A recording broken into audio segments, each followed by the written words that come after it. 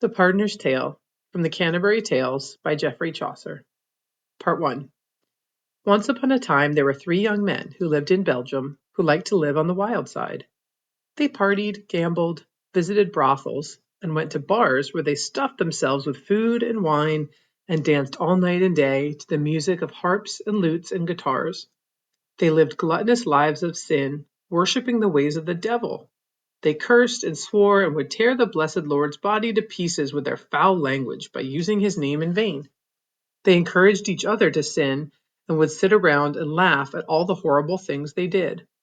And then the young girls selling fruit and the singers with their harps and the women selling sweets would come over to them to seduce them and encourage them to sin, which is so easy for gluttons to do anyway.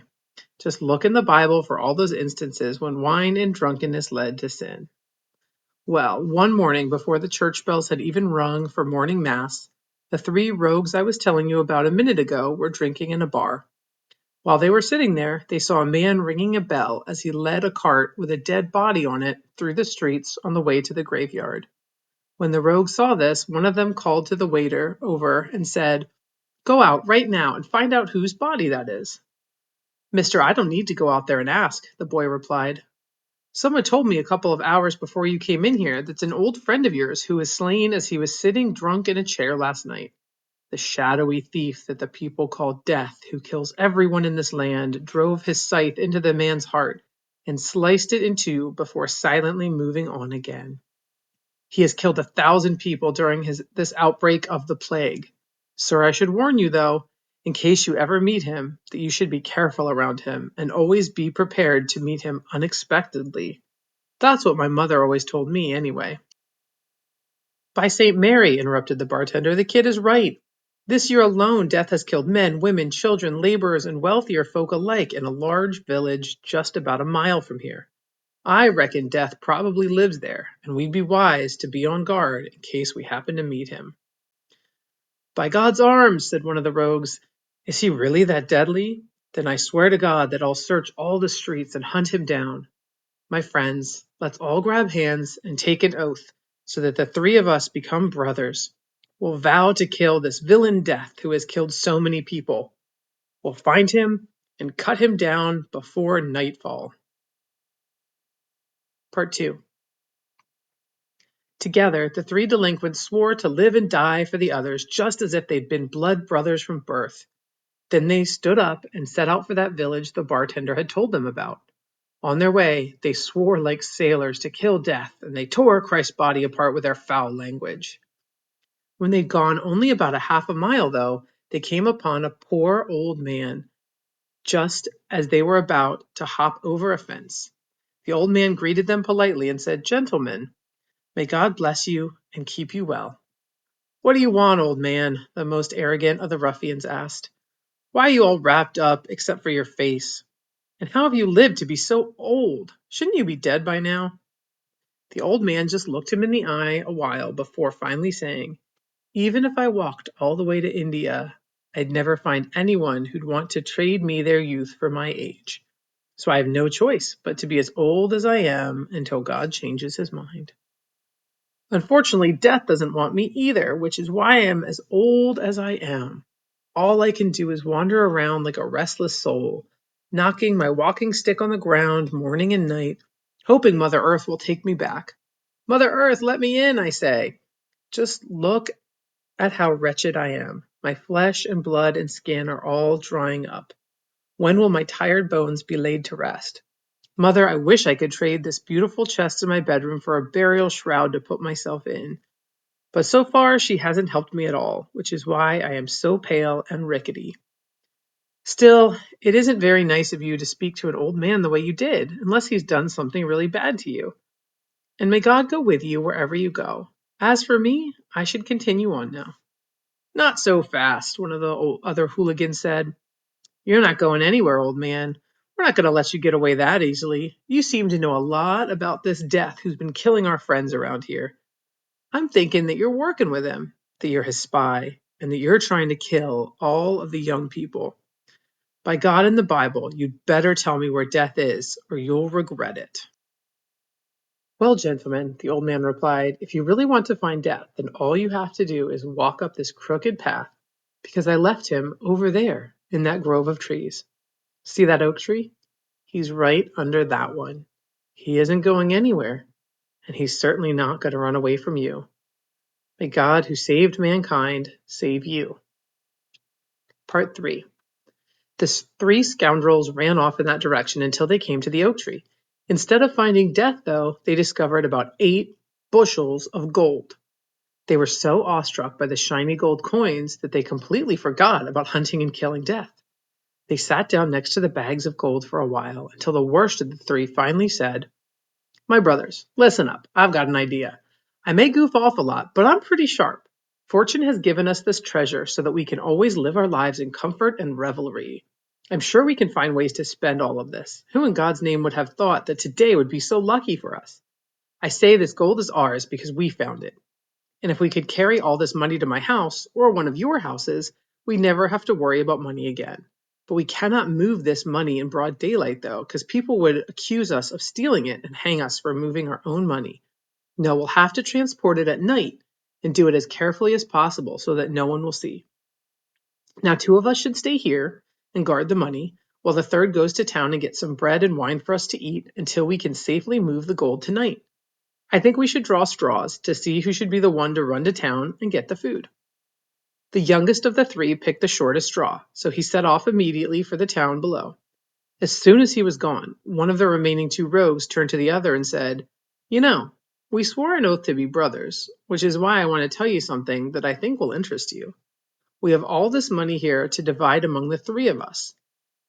But wouldn't it be great if we could figure out some way so that we only have to divide it between 2 of us? Wouldn't you like that? Well, yeah, that'd be great, the other one answered, but I don't know how you're planning on doing that considering our younger friend knows about the gold. I have a plan that I think will work, the first rogue replied. Can you keep a secret? I swear I won't tell anyone anything, said the other guy. I give you my word that I won't betray you. Well, the first one began, there are 2 of us and only 1 of him, which means that we can take him. When he comes back, wait for him to sit down, and then jump up and grab him as if you want to horse around. Then while the 2 of you are wrestling, I'll sneak up behind him and stab him with my dagger. Then you can pull out your dagger and do the same. And then we'll have all this money to ourselves. And we'll only have to divide it.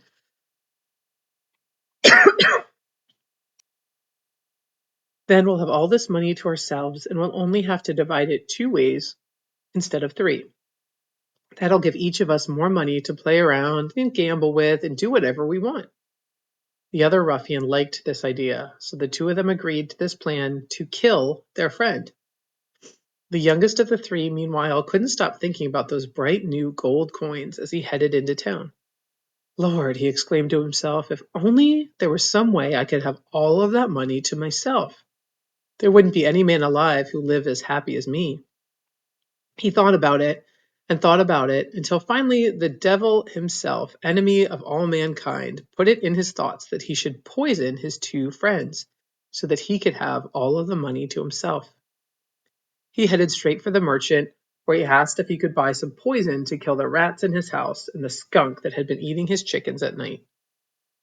The young rogue bought the poison, and then he went to see a guy on the next street over to borrow 3 large empty bottles. He put poison in 2 of them, but kept the 3rd bottle clean for his own drink, which he knew he'd need later that night because he was planning to move all of the gold by himself. And after he'd filled the big bottles with wine, he headed back to where his 2 friends were waiting for him at the oak tree. Part 4. Well, there really isn't a whole lot more to say. The 2 older friends killed the youngest right after he'd returned with the food and wine just as they'd planned. And when they'd finished, the first rogue said, now, let's sit and relax for a bit before burying the body. As luck would have it, he grabbed and drank from one of the bottles with poison in it and gave the other poison bottle to his friend, and in no time at all, they were both dead. These 2 scoundrels suffered horribly as they died. I doubt even Avicenna himself, the great Arab writer on medical herbs and poisons, had ever encountered such awful effects. Anyway, that's how these 2 hooligans died shortly after they'd killed their own poisoner. You see what gluttony, lechery, and gambling gets you? Evil, sin, wickedness, murder. All you arrogant, addicted villains with your swearing on Christ's body. How is it that you can treat your Creator so horribly when He has saved you with His own precious blood? Now, ladies and gentlemen, may God forgive you and your sins and keep you safe from the sin of greed. A holy pardon from me can save you for a modest fee and a few silver coins. I accept jewelry, silverware, and rings, mind you. I mean, this is a great opportunity here for you. This is in your own interest. I'm not trying to trick you here. Come on, ladies, trade in some of your extra clothing for a pardon. I'll write your name down in my official notebook so that you have no trouble going straight to heaven when you die. I will absolve you, those of you who make an offering, that is, of any past wrongdoing, to make you as clean and holy as the day you were born. That's what I do. And may Jesus Christ, caretaker of souls, receive my pardon. Oh, but I forgot to add one thing. I have right here in my bag some holy relics that are as good as any other relics in England.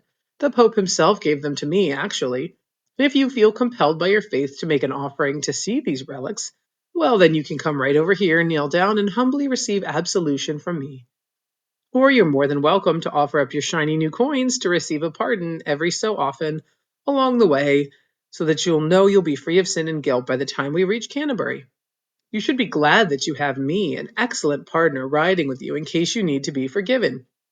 I mean, maybe you'll fall off your horse and break your neck or something and need to be pardoned before you die. Aren't you just lucky that I'm here so that your soul won't have any problem finding its way to heaven? I think that our host here should be pardoned first because he runs a tavern, which is a veritable breeding ground for sin. Come here, sir host, and be the first to make an offering. I'll even let you kiss all of my relics. That's right, it'll only cost you 1 silver coin. Take out your wallet, step up, make an offering. Oh no, said the host, I'll never give you anything as long as I live. You'd call your own pants a relic and make me kiss them even though they're soiled with crap. The argument continued for some time until the others stepped in and encouraged them to forgive each other. The partner and the host embraced and put the matter behind them, and we all continued on our way to Canterbury.